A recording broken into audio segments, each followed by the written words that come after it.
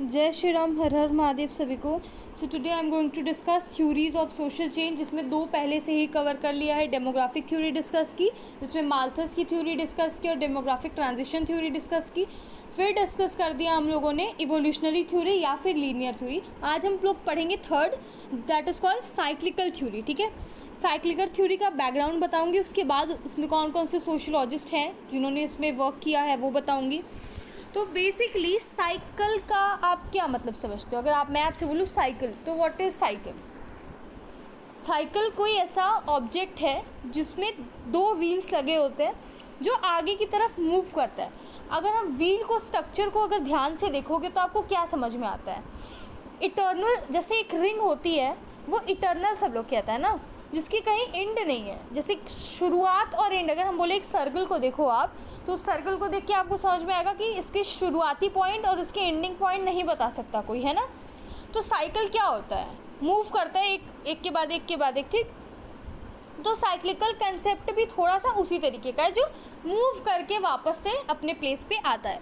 Basically cyclical theory ये कहती है कि जो हमारी सोसाइटी है, ठीक है, जो सोसाइटी है वो क्या होती है, जो इंटिटी है वो एक से दूसरे लेवल पे जाती है। हमारी सोशियोलॉजी मूव करती है एक लेवल से दूसरे लेवल, दूसरे लेवल से तीसरे लेवल, तीसरे से चौथे, और चौथे से फिर पहले लेवल पे। समझ में आया?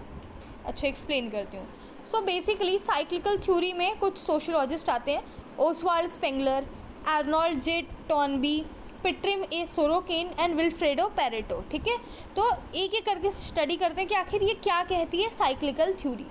ओसवाल्ड स्पेंगलर 1880 टू 1936, इनकी बुक है द डिक्लाइन ऑफ वेस्ट, ठीक है, 1918 में। और ये अगेंस्ट में थे लीनियर थ्योरी के। ये क्या बोलते हैं बेसिकली? लीनियर थ्योरी क्या कहती है कि society keeps moving from one stage to another stage continuous. लेकिन साइक्लिकल थ्योरी इसे अगेंस्ट में लेती है, कहती है कि ऐसा कुछ नहीं होता कि सोसाइटी हमेशा आगे की तरफ मूव करती रहती है। इन्होंने सिविलाइजेशन को ऑर्गेनिज्म की तरह बताया है, ठीक है।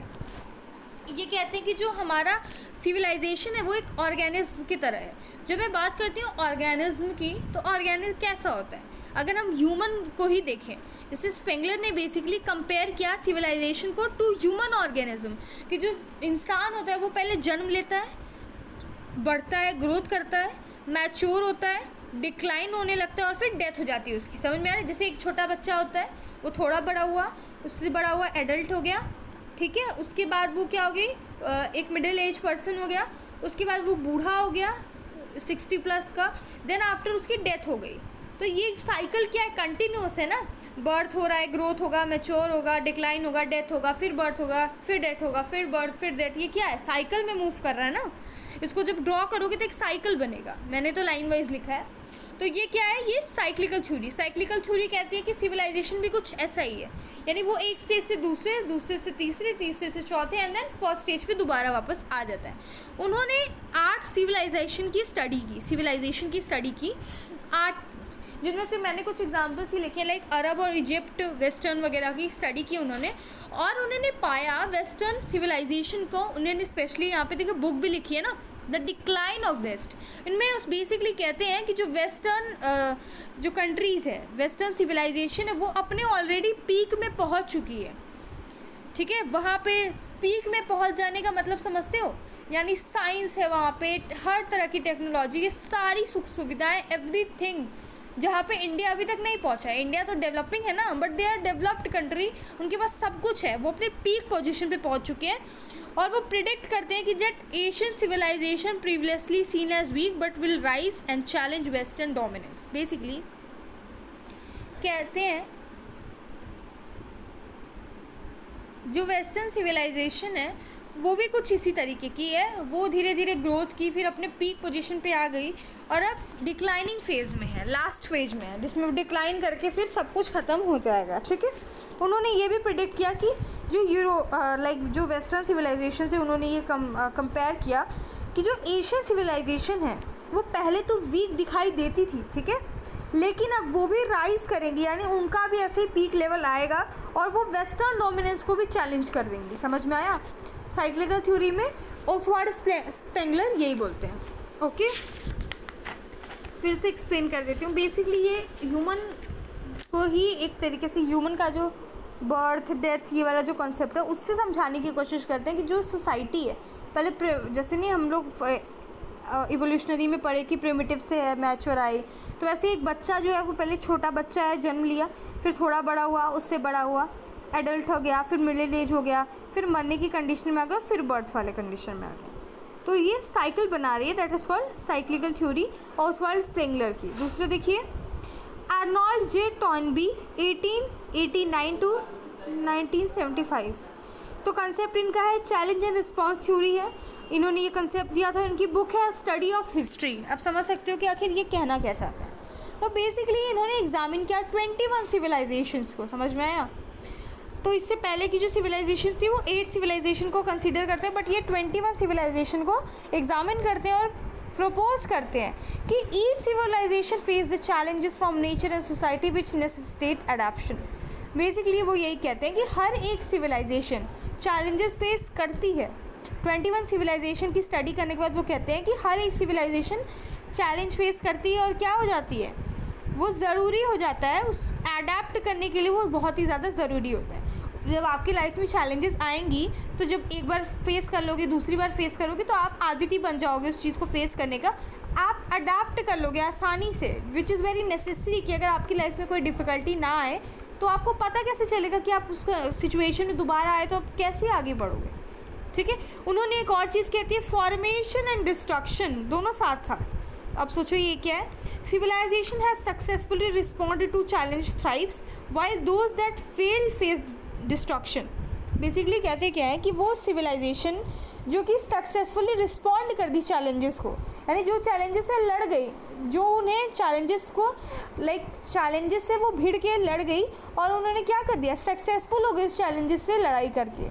जैसे आपको अगर कुछ बोला जाए कि आप तुम ये नहीं कर सकते, लेकिन आप वो चीज़ करके दिखा देते हो, तो आप सक्सेसफुल हो गए ना, आपने रिस्पॉन्ड किया, आपने ट्राई किया और आप जीत गए। तो वो सिविलाइजेशन क्या हो जाएगी, वो बच जाएगी, फॉर्म हो जाएगी, और वो जो फेल हो जाएगी सहने में चैलेंजेस को, वो डिस्ट्रक्शन फेस करेगी। सिंपली उनका यही कंसेप्ट था। He uses the example from Indus and Nile valley civilisation to illustrate this dynamic. Geographical versus social challenge की इन्होंने बात की है, ठीक है। Initially civilisation face geographical challenges followed by social changes which can be internal और external both. So Arnold ji जो बोलते हैं वो यही बोलते हैं कि कोई भी सोसाइटी जो होती है ना, सिविलाइजेशन होती है, उनको क्या होता है, हर तरह का चैलेंजेस से, मुसीबतों से सामना करना पड़ता है। जो इसमें सह जाती है और कर दिखाती है वो अडाप्ट कर लेती है उस चीज़ को, रह जाती है, फॉर्म्ड हो जाती है, और जो नहीं अडाप्ट कर पाती वो डिस्ट्रक्शन की तरफ चली जाती है, खात्मा हो जाता है उसका, ठीक है। Okay, I hope it is clear. So उन्होंने ये भी बोला कि जो इनिशियल स्टेज पे क्या था, सिविलाइजेशन को जियोग्राफिकल चैलेंजेस फेस करने को मिलता था और फिर सोशल चैलेंजेस को फेस करने का मौका मिलता था, और that can be both internal और एक्सटर्नल। जियोग्राफिकल चैलेंजेस यानी कि आपकी बाउंड्री के अंदर और out of the boundary, internal और एक्सटर्नल दोनों ही चैलेंजेस की बात यहाँ पे की है। जियोग्राफिकल लाइक हम बोले इंडिया की, अगर हम लोग देखेंगे टेरिटरी बाउंड्रीज वगैरह जब आप देखोगे तो उसके अंदर भी उसने प्रॉब्लम फेस करा है, अगर उसके बाहर भी फेस करा है, that both we consider as same, geographical versus social challenge, ठीक है। थर्ड देखिए पेट्रिम ए सोरोकिन। सोरोकिन एक रशियन सोशियोलॉजिस्ट हैं। उनकी कंसेप्ट थी कल्चरल डायनेमिक्स। इन्होंने बड़े इजी वर्ड्स में समझाया है। इनकी बुक है सोशल एंड कल्चरल डायनेमिक्स। वो कहते हैं कि कल्चर 3 तरीके के होते हैं, और ये कल्चर कैसे होते हैं, पेंडुलम की तरह मूव कर रहे होते हैं ना। अब देखो साइक्लिकल थ्योरी पढ़ रहे हो ना, तो वो बार बार वापस आएगा ही आएगा। 1 2 3 4, फिर 1 2 3 4, 1 2 3 4, 1 2 3 4, 1 2 3 4 1, 1 2 3 4 1, 1 2 3 4 1, समझ रहे हो। और ये इट इज़ कंटिन्यूअस, ठीक है। पेट्रिन जी कहते हैं कि 3 तरह के कल्चर होते हैं। एक प्रिमिटिव या फिर इनिशियल स्टेज का कल्चर होता है जिसे सेंसेशनल कल्चर बोलते हैं। दूसरा जब मीडियोकर में आ जाता है मॉडरेट लेवल का आइडिएशनल स्ट्रक्चर बोलते हैं, कल्चर बोलते हैं। और आइडियल कल्चर वही कल्चर है जो पीक पे पहुंच चुकी है। जैसे एक पेंडुलम को देखोगे, वो रोटेट कर करके अपनी पोजीशन पे बार बार वापस आएगा, बार बार वहाँ से जाएगा। उन्होंने कल्चर को भी कुछ इसी तरीके से बोला। वो कहते हैं कि पहला कल्चर होता है सेंसेशनल, जो कि इनिशियल स्टेज का कल्चर। दूसरा वो कहते हैं मॉडरेट लेवल का, तीसरा कहते हैं आइडियल लेवल की, ये पीक लेवल की कर, फिर वो वापस जाएगा, फिर 1 स्टेज पे पहुंच जाएगा, फिर जाएगा 3rd पे पहुंच जाएगा, फिर जाएगा 1, फिर 2 3, फिर 1 2 3, समझ रहे हो। तो पिटरिन जी का यही कहना था। आई होप आपको समझ में आ रहा हो कि मैं कहना क्या चाहती हूँ, ठीक है।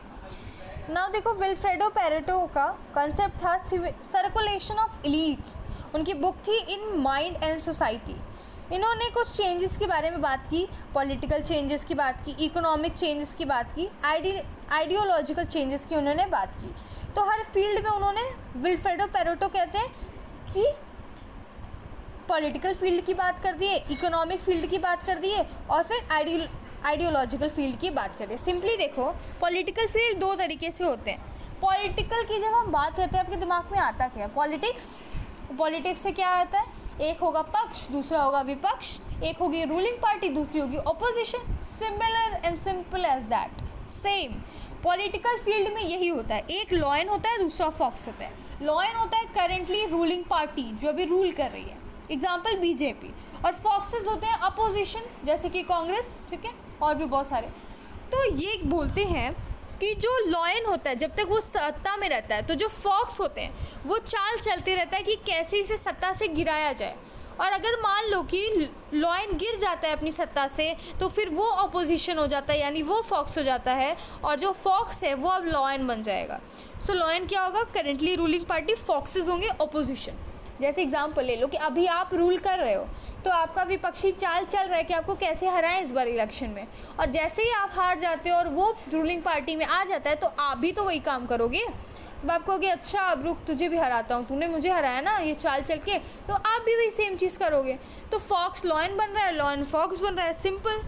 इकोनॉमिक फील्ड की बात करें, आई होप मैं जल्दी ना पढ़ा रही हूँ, आपको समझ में आ रहा हो। कुछ भी है डाउट प्लीज़ पूछा करिए, अच्छा लगता है मुझे, आप अपना फीडबैक देते हो। तो कुछ है नहीं समझ में आया, क्या मैं बहुत फास्ट हूँ, नहीं एक्सप्लेन कर पा रही ढंग से, आप सब कुछ बोल सकते हो, फ्रीडम है आपको, ओके।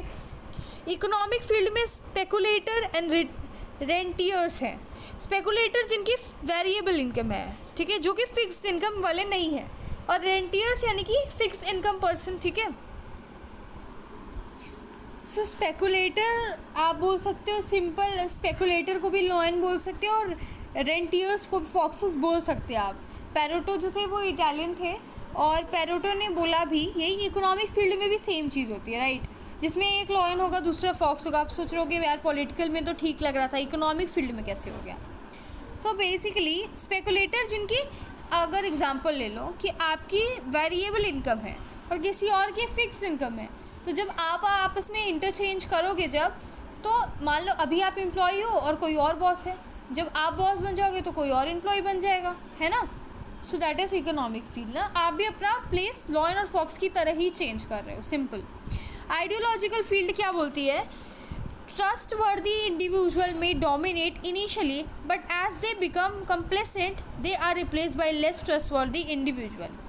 So ये कहते हैं कि जो ट्रस्टवर्दी पर्सन होते हैं, भरोसेमंद इंसान होते हैं, वो शुरू में डोमिनेटिंग होते हैं, बट जैसे जैसे वो सेल्फ सफिशिएंट फील करने लगते हैं, वैसे वैसे उनको कोई और लेस ट्रस्टवर्दी इंडिविजुअल रिप्लेस करके चला जाता है।